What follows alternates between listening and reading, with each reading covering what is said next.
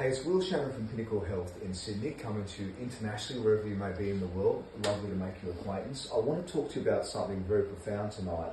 I want to get a little bit into chemistry and science, but I don't want you to misunderstand anything, so I really want to make it as simple as I can.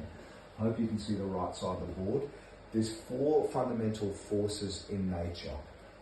And bear with me, I promise I'll make this interesting. So if you just bear with me, I promise you'll learn something in the superficialness of that I'm going through. You've got 4 forces. You've got the weak force, the strong force,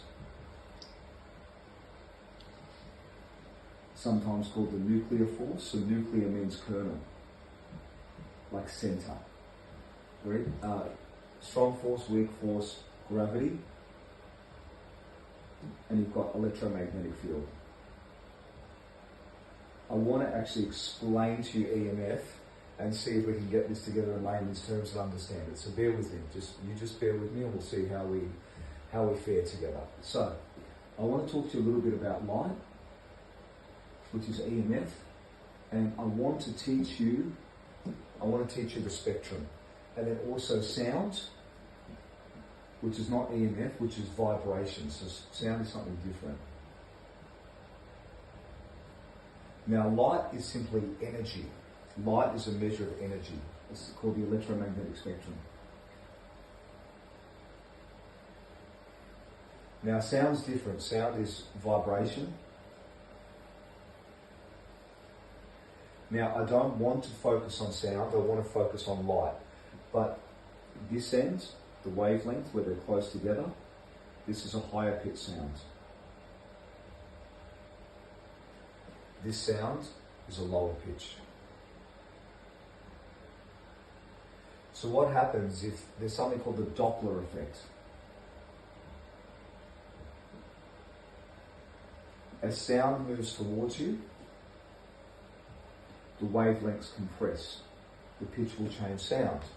Sound moves away from you, you'll hear the wavelengths getting further apart. It'll sound different. So let's see how we go with deleting most of this. Now, let's have a look at light. I'll leave a little bit of scribble there. Oh, let's get rid of that sound. Okay, so now we have light. So, what can humans see? Humans can see a very small band with our eyes of the electromagnetic spectrum, EMF. So electricity and magnetism go together. So what can we see? Let me make sure I get the ends right. We can see red. We can see the colours of the rainbow. Orange.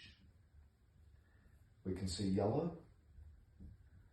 We can see green. We can see blue. We can see indigo. And we can see violet. We see in fact, if you look at this on a proper diagram, which we'll go through, I promise you something in PowerPoint, it actually is a narrow sliver. So what can't humans see and what can certain animals see? Well, we can't see anything above violet. Ultra means beyond.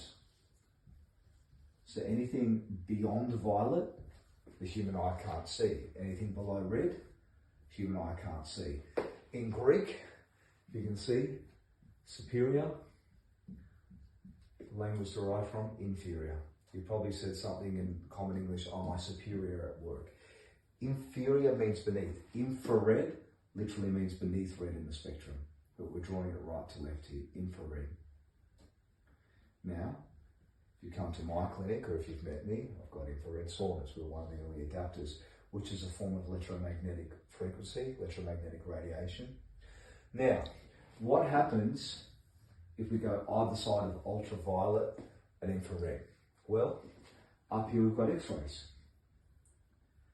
Now, if you ever had an X-ray, we accept in science that it's not healthy for long-term exposure or excess exposure to human tissue. So you probably saw the person that gave you the X-ray disappear in a room and use different shielding.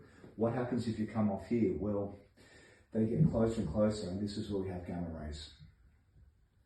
This is what people often call your classic radiation.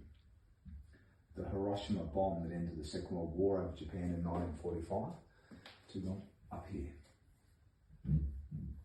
So, are you with me? We've got visible light, we've got infrared, we've got ultraviolet, we've got X-rays. we've got gamma rays. You're nearly there. You've got the whole electromagnetic spectrum. Now, there was only one classification down here for used radio waves. Now, what happened when they found out that they could communicate with a certain band in the radio waves? They created another classification called microwaves. Your microwave oven is named after this, and there's certain things that shield this wave.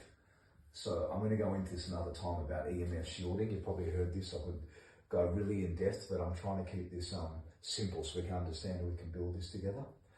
So we've got microwaves. That's pretty much a good start. I think that's the whole EMF spectrum. We'll pick it up from there, I think, next time.